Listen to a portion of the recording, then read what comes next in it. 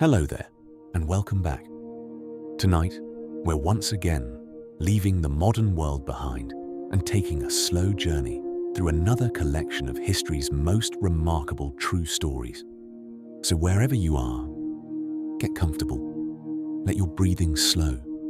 Let the events of the day drift away, and allow yourself to simply listen. The stories you're about to hear all really happened, even if many sound too strange to be true. You'll hear of a noblewoman surrounded by dark legends, a man who survived 2 atomic bombs, a war sparked by a stray dog, a tree that nearly caused an international conflict, and one of history's shortest battles. Along the way, you'll meet emperors, soldiers, explorers, athletes, inventors, and ordinary people whose lives became part of history in the most unexpected ways. Some of these stories changed the world forever. Others became enduring mysteries. But each one reminds us that the past was often far more extraordinary than we imagine. So dim the lights, settle in, and let your mind wander through centuries of forgotten legends, unusual disasters, remarkable lives, and astonishing moments from history. Tonight, we're exploring 25 more bizarre history stories to fall asleep to. And now, our journey begins.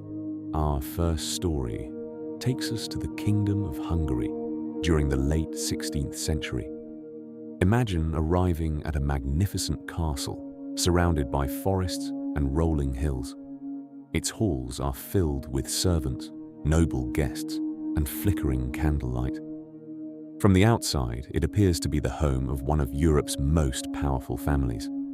But according to legend, something far darker was hidden behind its stone walls.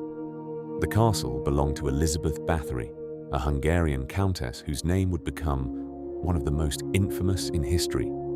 Stories began spreading that young servant girls who entered the castle were never seen again. The most famous legend claimed that Elizabeth believed bathing in the blood of young women could preserve her youth and beauty.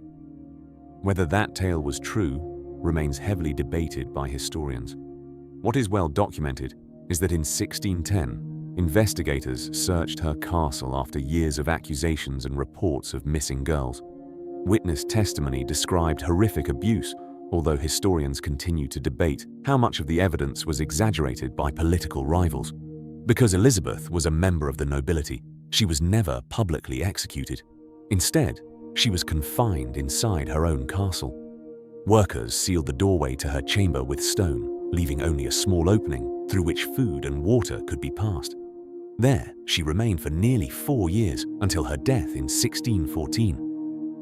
Whether Elizabeth Báthory was history's most prolific serial killer or the victim of political conspiracy may never be fully known.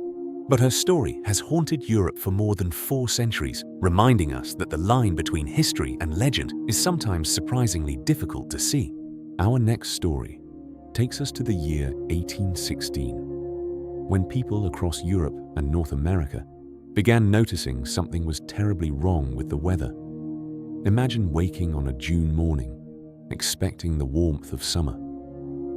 Instead, frost covers the fields. Snow falls from the sky, and the air feels more like the middle of winter than the beginning of June. For farmers, it was a nightmare. Crops struggled to grow, harvests failed, and food became increasingly scarce. Many families were forced to leave their homes in search of better farmland, while others faced rising food prices and widespread hunger. People had no idea what had caused such a dramatic change.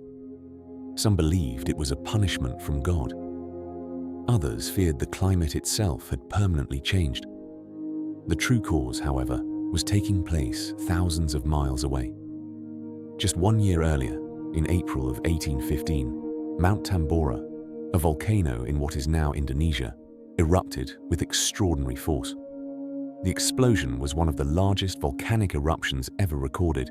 It blasted enormous amounts of ash and sulfur high into Earth's atmosphere, where they spread around the globe. The particles reflected sunlight back into space, cooling the planet and disrupting weather patterns for many months. The result became known as the year without a summer.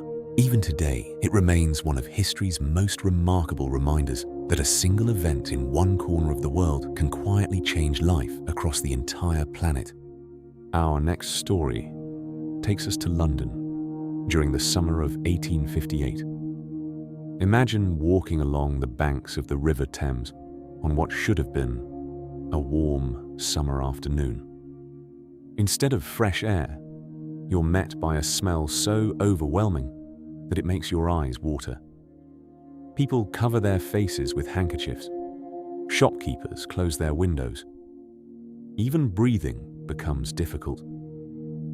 At the time, the River Thames had become little more than an open sewer.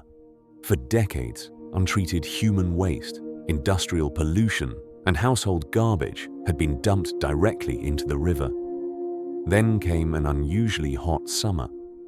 As the water level dropped and temperatures climbed, the waste began to bake beneath the sun, producing an odor unlike anything the city had experienced before. The smell became so unbearable that newspapers called it the Great Stink. Members of Parliament, whose building stood beside the river, struggled to conduct debates. Curtains were soaked in chemicals in an attempt to block the odor, but even that offered little relief. For many years, scientists still believed diseases like cholera spread through foul-smelling air rather than contaminated water. Although they misunderstood the cause, the crisis finally convinced the government that something had to be done. Engineer Joseph Bazalgette designed an enormous underground sewer system that carried waste away from the city instead of into the Thames. Much of that remarkable network remains in use today. The Great Stink eventually faded into history, but it reminds us that sometimes it takes an unforgettable disaster before people decide to solve a problem that had been growing for generations. Our next story takes us to the city of Dublin, Ireland in the year 1875. Imagine walking through the busy streets on an ordinary summer afternoon. Horse-drawn wagons rattle over the cobblestones. Shopkeepers greet their customers. Children play in the narrow streets. Then, without warning, smoke begins rising into the sky. A fire has broken out inside one of the city's whiskey warehouses.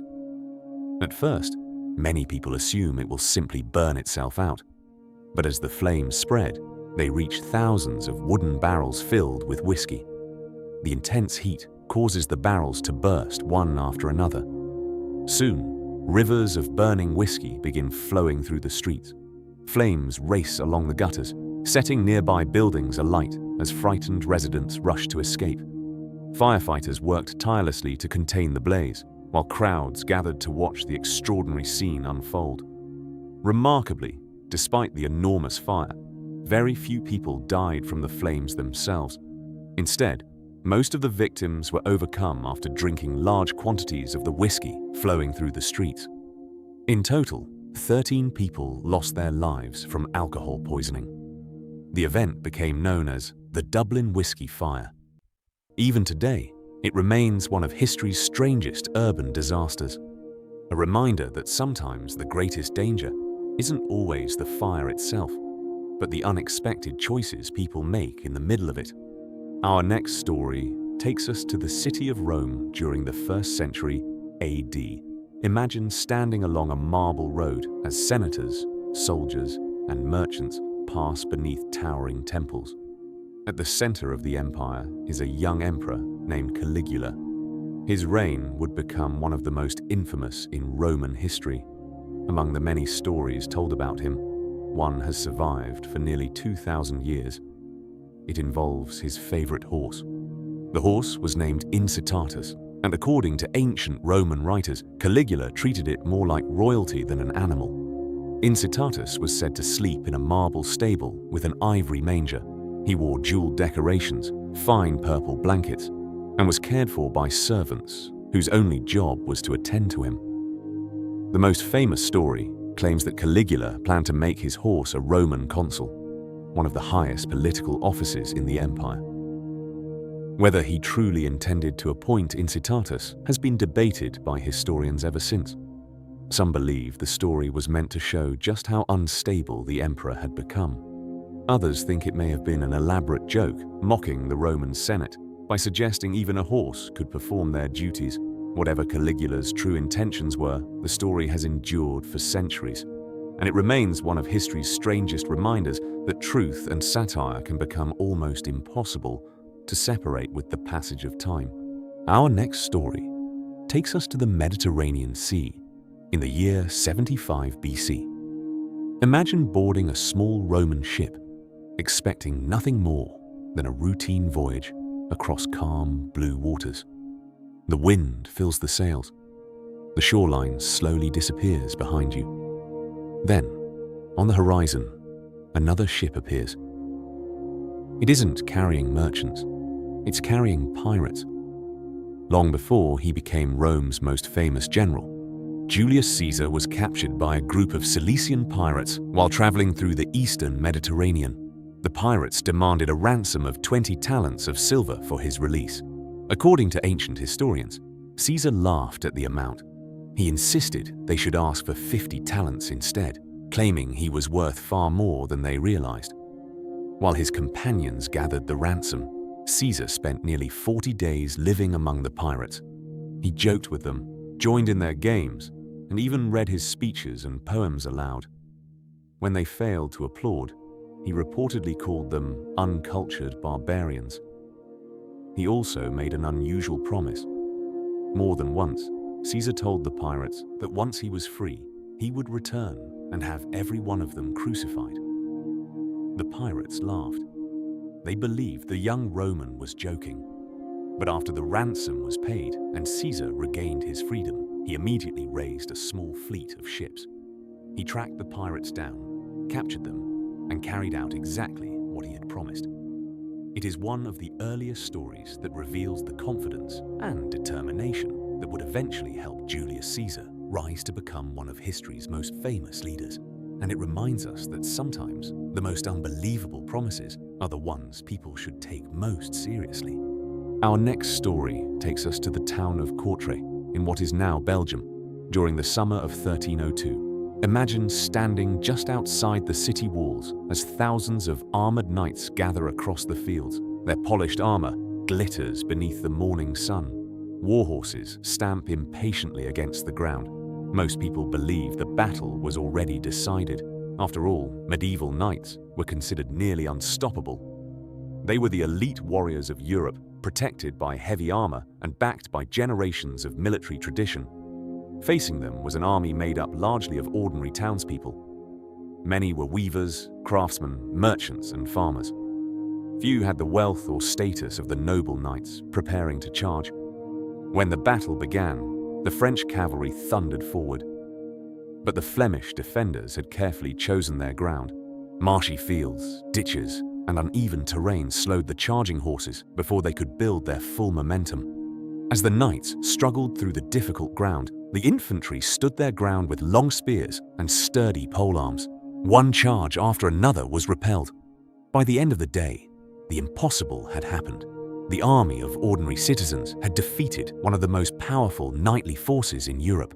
The battle became known as the Battle of the Golden Spurs, named after the hundreds of golden riding spurs collected from the fallen French knights after the fighting had ended.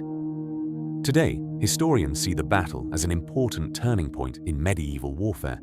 It showed that discipline, preparation, and clever tactics could sometimes overcome even the most powerful armies. And it serves as a reminder that history is often shaped not only by kings and nobles, but by ordinary people who refuse to back down. Our next story takes us to the border between Greece and Bulgaria in the autumn of 1925. Imagine standing beside a quiet military checkpoint, nestled among rolling hills. The border is calm. Soldiers on both sides go about their daily routines, watching one another from a distance. For the moment, everything is peaceful. Then, a stray dog appears. Without a care in the world, it wanders across the border. One of the Greek soldiers chases after it. Exactly what happened next remains a matter of historical debate. Some accounts say Bulgarian guards mistakenly believed the soldier was attempting to cross the frontier. Others suggest confusion and rising tensions quickly led to gunfire. Whatever the cause, the Greek soldier was killed. News of the incident spread rapidly. Believing the shooting had been an act of aggression, Greece responded by sending troops across the border into Bulgaria.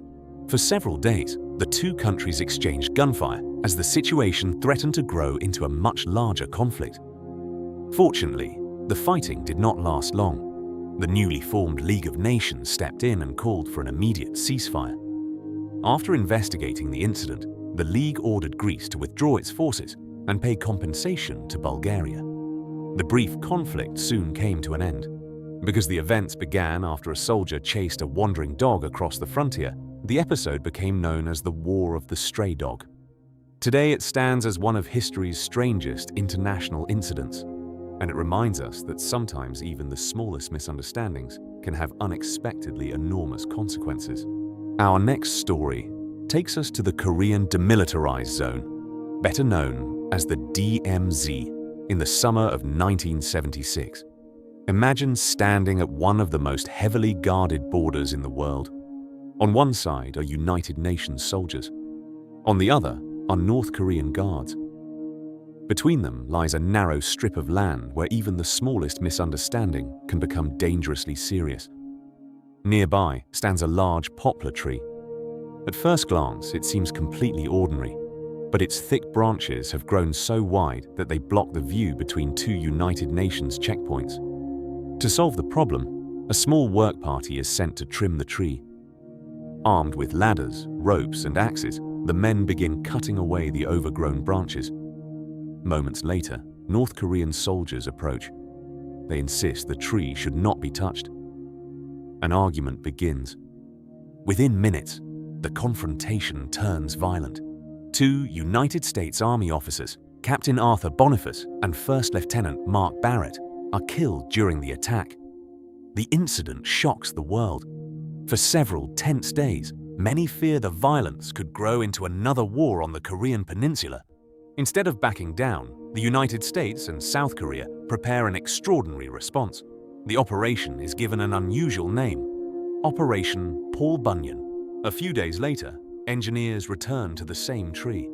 This time, they are protected by hundreds of soldiers, tanks, attack helicopters, fighter aircraft, and even American B-52 bombers circling overhead. It becomes one of the largest military shows of force ever assembled for the simple task of cutting down a single tree. The chainsaws begin their work.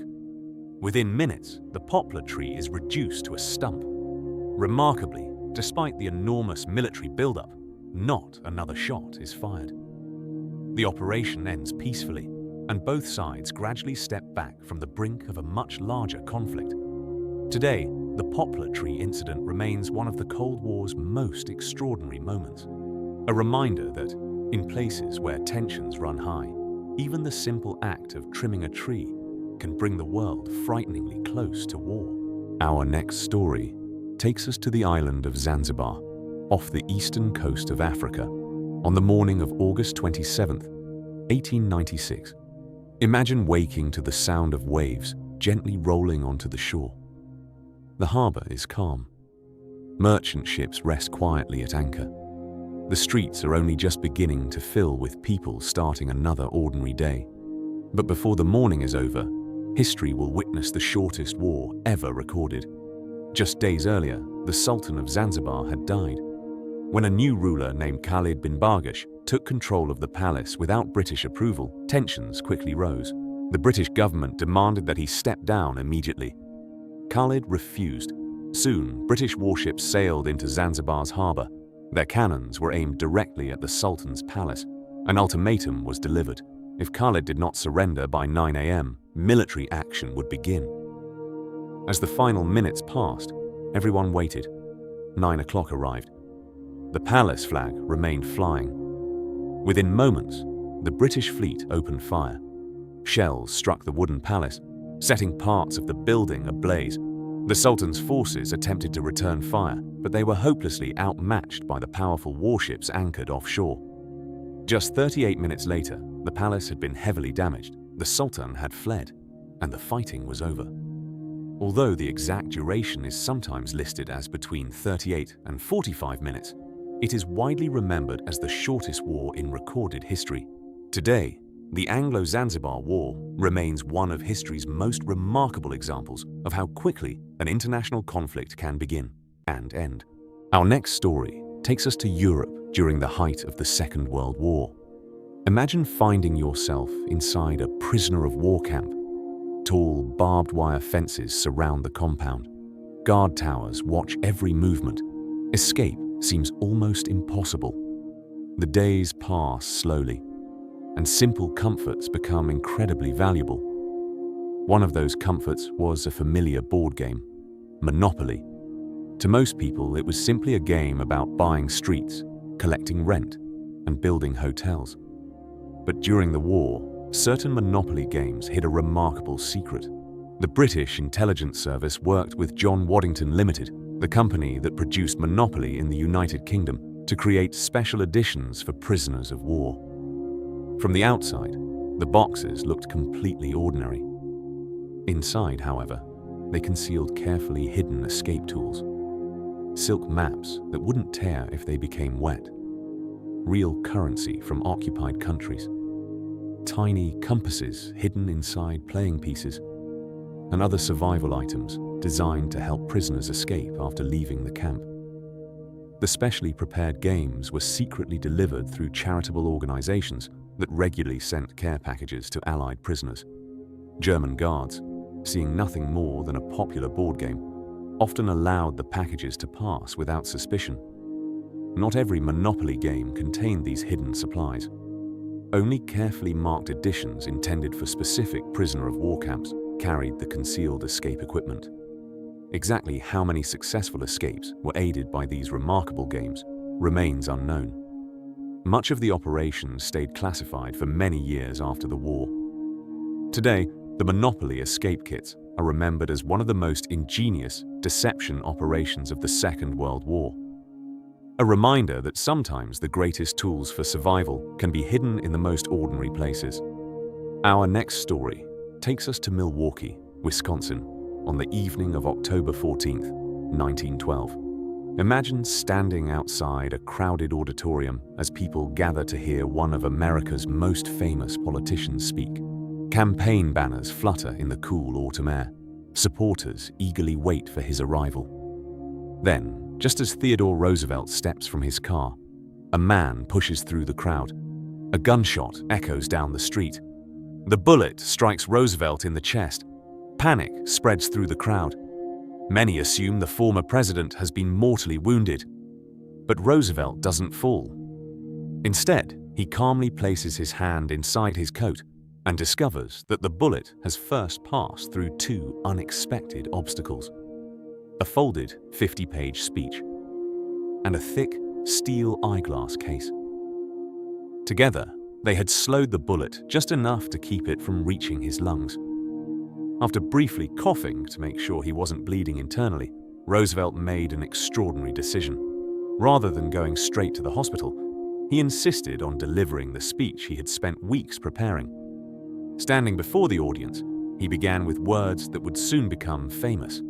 It takes more than that to kill a bull moose. For nearly 90 minutes, he continued speaking, despite the bullet still being lodged inside his chest. Only after finishing his address did he allow doctors to examine his wound. Because removing the bullet posed greater risks than leaving it in place, physicians decided not to operate. Remarkably, Roosevelt carried the bullet with him for the rest of his life.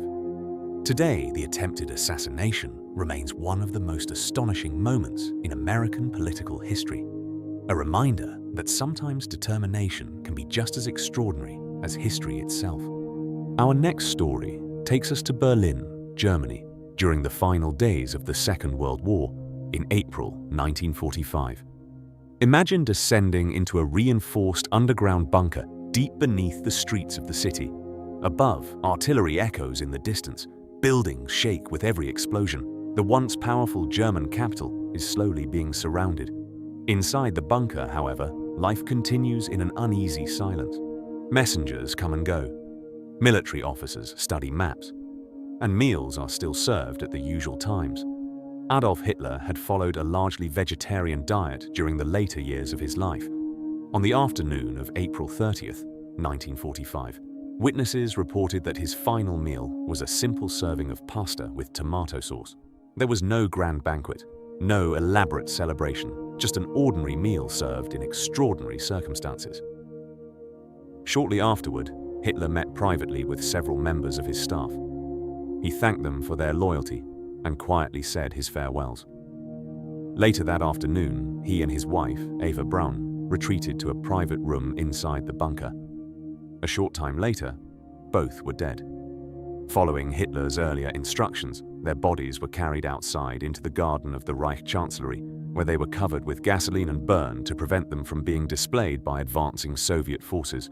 Within days, Berlin surrendered. Soon afterward, Germany's unconditional surrender brought the war in Europe to an end.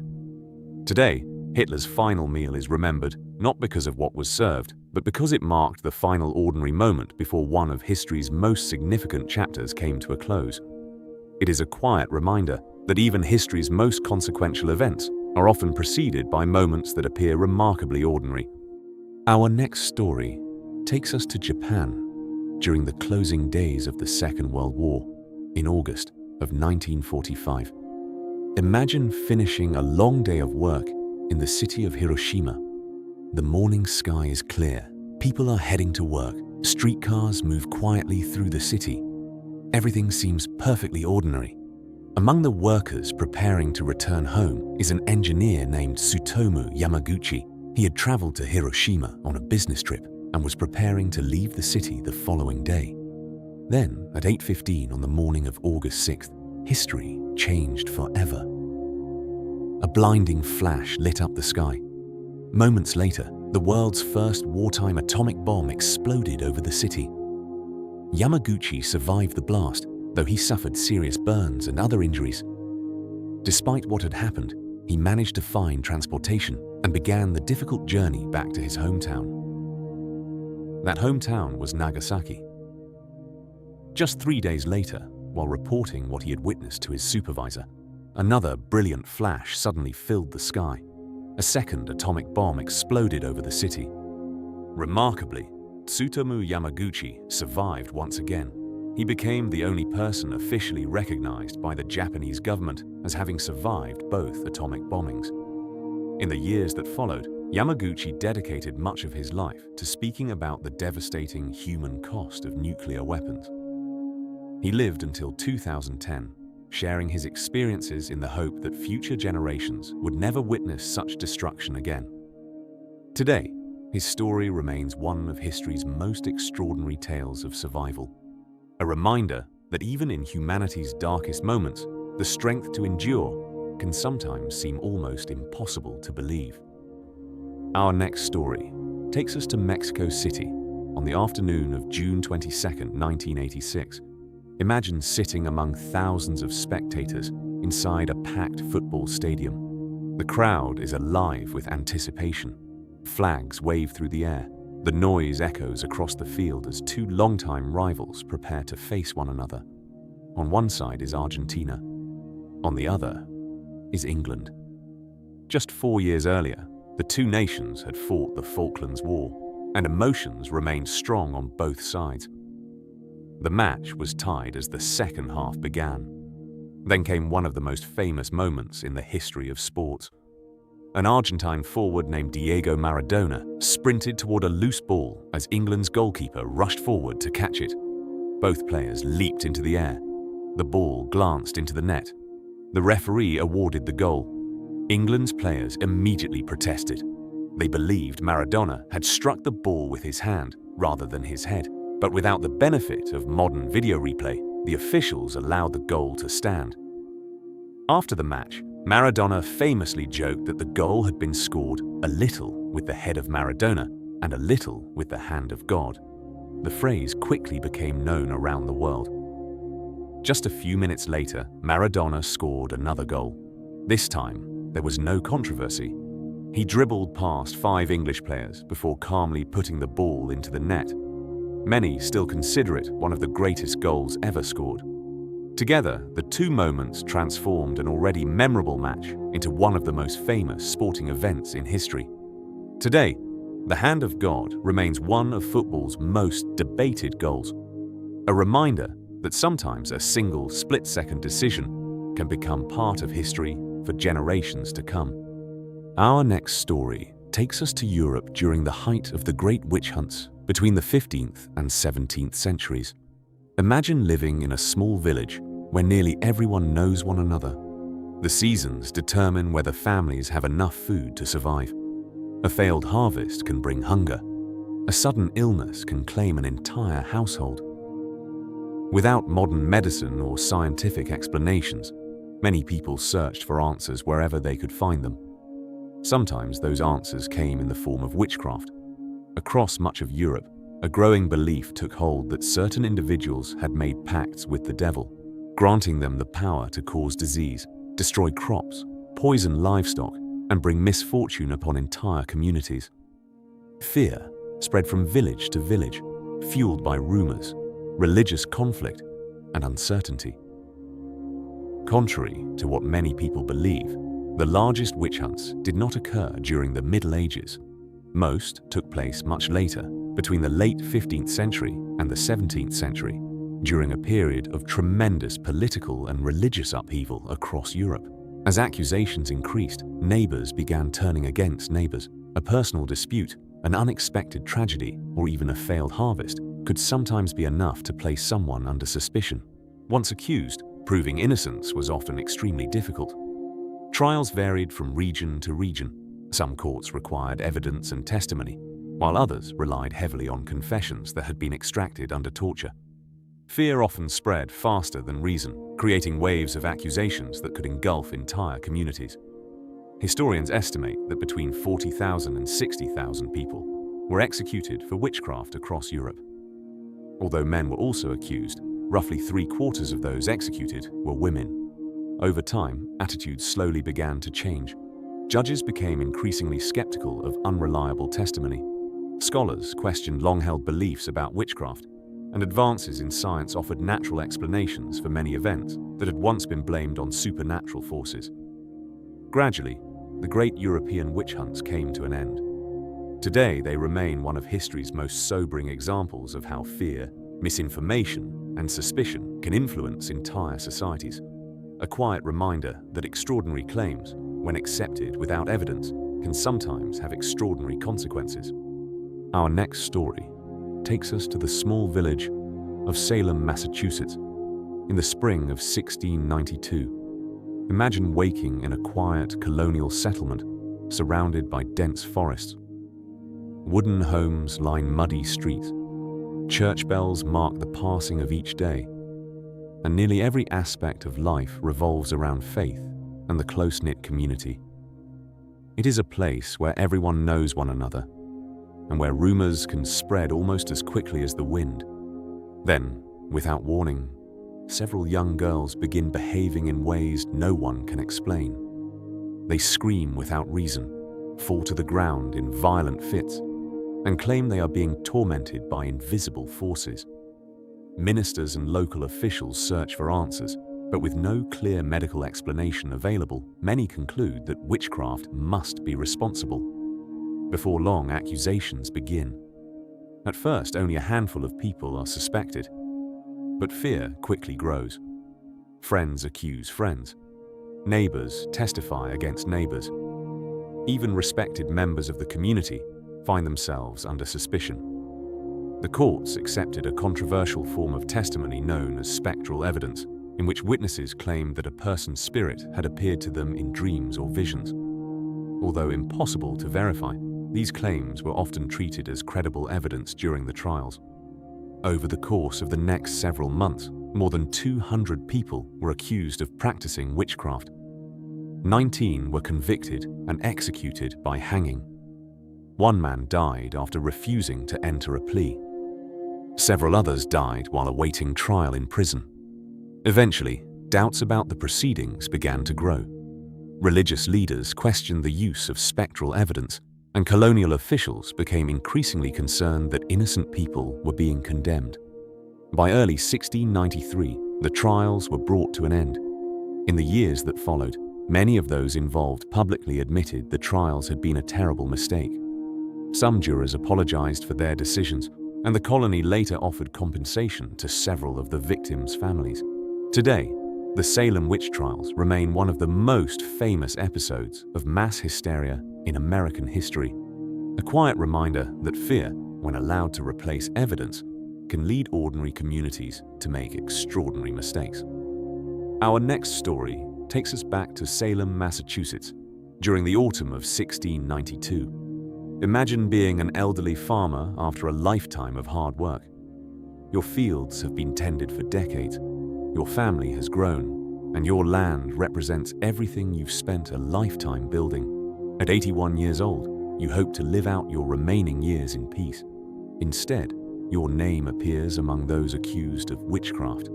Giles Corey was a respected landowner in Salem when the witch trials reached their height. Like many others, he found himself caught in a growing wave of fear and suspicion. Accusers claimed he had practiced witchcraft, despite there being no physical evidence to support the allegations. When Corey was brought before the court, he made an extraordinary decision. Rather than pleading guilty or innocent, he refused to enter any plea at all. Under English law at the time, a trial could not proceed unless the accused entered a plea. To force one, authorities turned to an ancient legal punishment known as peine forte et dure, or strong and hard punishment.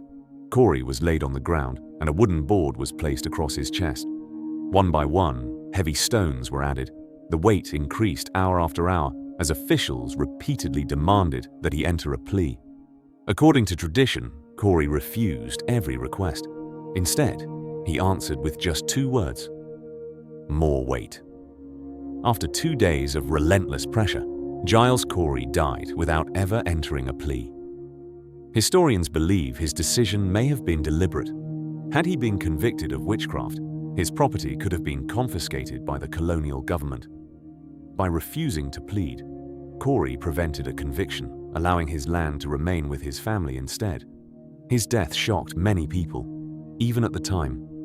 Only a few days later, several more executions took place, but growing public unease continued to build.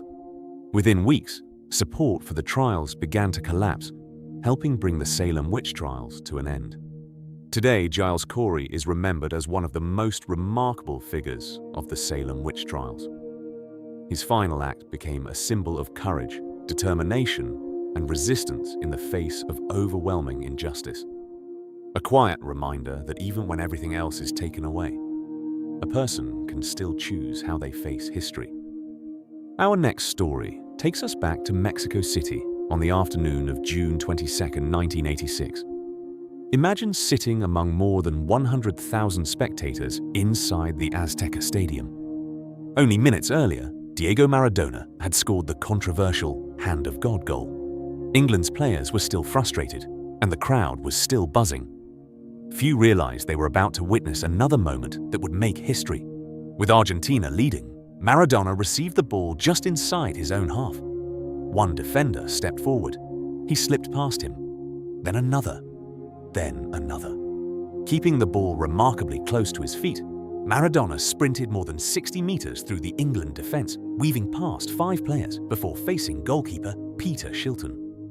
As Shilton rushed forward, Maradona calmly moved around him and rolled the ball into the open net. The stadium erupted. Even those who had just condemned his previous goal could hardly deny the brilliance of this one. Years later, FIFA asked football fans around the world to vote for the greatest goal in World Cup history. Maradona's incredible solo run was chosen as the goal of the century. What makes the story so remarkable is that it happened only minutes after one of football's most controversial goals. In a single match, Maradona created 2 moments that would be remembered forever, one for its controversy, the other for its extraordinary skill. Today, the goal of the century remains one of the greatest individual plays ever seen in sport, a quiet reminder that sometimes true greatness lasts only a few seconds, yet is remembered for generations. Imagine a nation filled with excitement as the FIFA World Cup begins. Across Colombia, streets are decorated with flags, televisions fill with eager fans, and millions believe their national team has a genuine chance to compete for the championship. After years of impressive performances, expectations have never been higher. Among the team's most respected players is defender Andrés Escobar. Known for his calm demeanor, sportsmanship, and leadership, Escobar had earned admirations both on and off the field. Teammates and fans alike viewed him as one of Colombia's brightest stars. Then came a match against the United States. Early in the game, an American cross was played into Colombia's penalty area. Escobar stretched to intercept the ball, hoping to clear the danger. Instead, it deflected into his own net. The own goal gave the United States an early lead. Colombia eventually lost the match and was eliminated from the tournament, ending what many had hoped would be a historic World Cup run. For most athletes, an unfortunate mistake is simply part of competition. But in Colombia during the 1990s, the situation was far more complicated. The country was struggling with violence, fueled by powerful drug cartels and organized crime. Enormous sums of money had been wagered on football matches, and emotions surrounding the World Cup ran dangerously high. Just days after returning home, Escobar visited friends at a local restaurant in Medellin. As he left the restaurant during the early hours of July 2, 1994, he became involved in an argument in the parking lot. The confrontation turned deadly. Andrés Escobar was shot and killed at just 27 years old. His death shocked the sporting world. More than 100,000 people attended his funeral, while millions more mourned across Colombia and around the world. For many, his tragic death became a symbol of the devastating consequences of allowing violence and hatred to overshadow sport. Today, Andrés Escobar is remembered not for a single own goal, but for his integrity, humility, and sportsmanship. A quiet reminder that behind every athlete is a human being, and that some moments in history are remembered not for the game itself, but for the lessons they leave behind. Our next story takes us to London, England, in the spring of 1966. Imagine walking through a museum where one of the world's most valuable sporting trophies is on public display.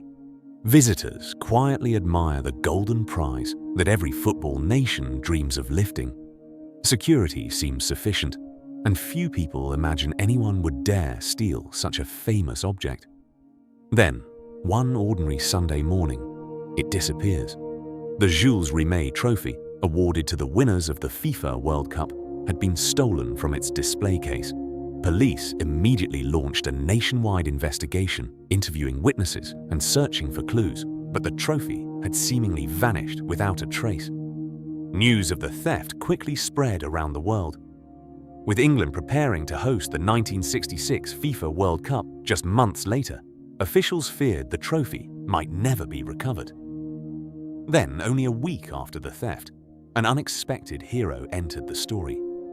A man named David Corbett was taking his dog, Pickles, for an evening walk through a quiet neighborhood in South London. As Pickles sniffed along a garden hedge, he suddenly stopped beside a small package wrapped in newspaper. Curious, Corbett picked it up. Inside was the missing World Cup trophy.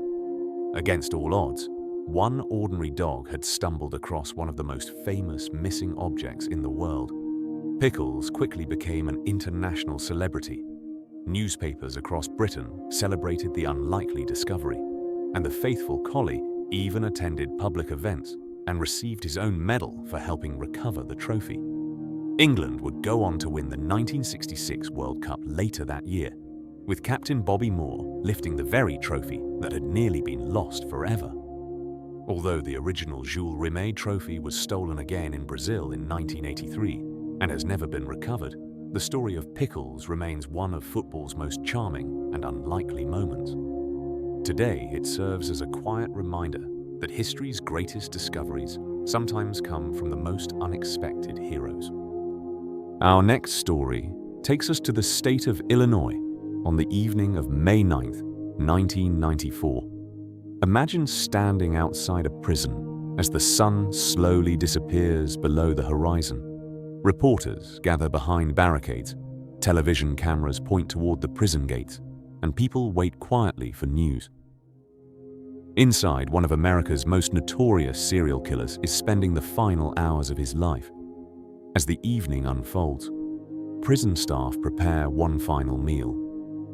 Many people assume that those facing execution request extravagant feasts or unusual delicacies. In reality, the meals are often surprisingly ordinary. John Wayne Gacy requested a meal that reflected his past employment as the manager of several Kentucky Fried Chicken restaurants. His final meal reportedly included a bucket of original recipe fried chicken, French fries, fresh strawberries, and a dozen fried shrimp. It was a simple order. Nothing about the meal hinted at the crimes that had made his name infamous. During the 1970s, Gacy murdered at least 33 young men and boys, burying many of his victims beneath his suburban home near Chicago. His crimes shocked the nation and remain among the most notorious serial murder cases in American history.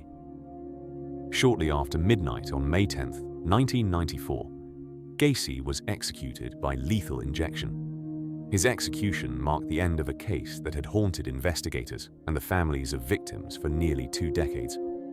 Stories about the final meals of condemned prisoners often capture public attention because they offer one last glimpse into an individual's final hours. Yet historians and criminologists frequently note that the meal itself is rarely the most important part of the story. Instead, it is the lives of the victims that deserve to be remembered.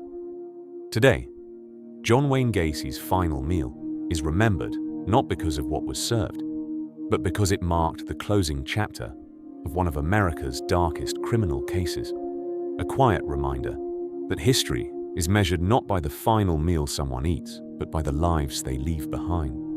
Our next story takes us to Berlin, Germany, on the evening of July 9, 2006.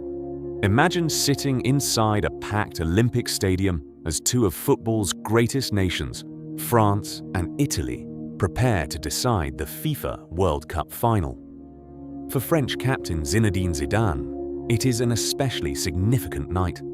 As the minutes slowly tick away, the world expects the legendary midfielder to finish his remarkable career with one final masterful performance. Instead, history takes an unexpected turn. While jogging up the field, Zidane exchanges words with Italian defender Marco Materazzi. The two continue talking for several moments before Zidane suddenly stops, turns around, and walks back toward him. Then, without warning, he drives his head into Materazzi's chest. The stadium falls silent. Materazzi collapses to the ground as players from both teams rush toward the scene. At first, the referee appears uncertain about what happened. After consulting with his assistants, Zidane is shown a red card. The French captain slowly removes his armband and walks past the World Cup trophy on his way off the field. It is the final image of his extraordinary playing career. France would go on to lose the match in a penalty shootout, giving Italy its 4th World Cup title. In the years that followed, many questions surrounded the incident. Materazzi later acknowledged that he had insulted Zidane's sister, while Zidane admitted he regretted his reaction, even though he felt deeply provoked.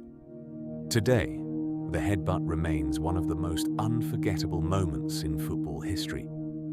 It is remembered not because of the collision itself, but because it transformed the final moments of one of the sport's greatest careers into one of its most surprising endings. A quiet reminder that even legends can sometimes allow a single moment to define history. Our next story takes us to Florida on the evening of January 23, 1989. Imagine standing outside a prison long after the sun has set. Television crews line the roads leading to the entrance. Reporters speak quietly into their microphones while small groups of protesters and onlookers wait behind barricades. Inside, one of America's most infamous serial killers is spending his final hours. As midnight approaches, prison staff offer him one final meal. Ted Bundy declined to make a special request. Following prison policy, he was served the standard meal provided to inmates. It consisted of steak, eggs, hash browns, toast with butter and jelly, milk, coffee, and juice. According to prison officials, Bundy ate very little of it. Over the previous decade, Bundy had confessed to murdering numerous young women across several states, though investigators believe the true number of victims may never be known. His crimes shocked the United States and made him one of the country's most notorious serial killers. Shortly before dawn on January 24th, Bundy was escorted to Florida's execution chamber. Outside the prison, hundreds of people had gathered throughout the night. Some held signs honoring the victims, while others waited simply to witness the conclusion of a case that had dominated headlines for years. Just after sunrise, Ted Bundy was executed in the electric chair. His death marked the end of one of the largest and most widely followed criminal investigations in American history. Today, Ted Bundy's last meal is remembered not because of what was served, but because it marked the final chapter of a case that forever changed countless lives.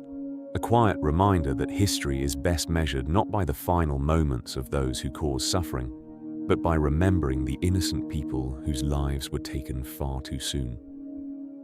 Our final story takes us to medieval England in the spring of 1095. Imagine standing outside on a cool April evening as darkness settles over the countryside. The only light comes from the moon and countless stars scattered across the sky. For people living in medieval Europe, the heavens were believed to carry messages from God. Then, without warning, the stars begin to fall.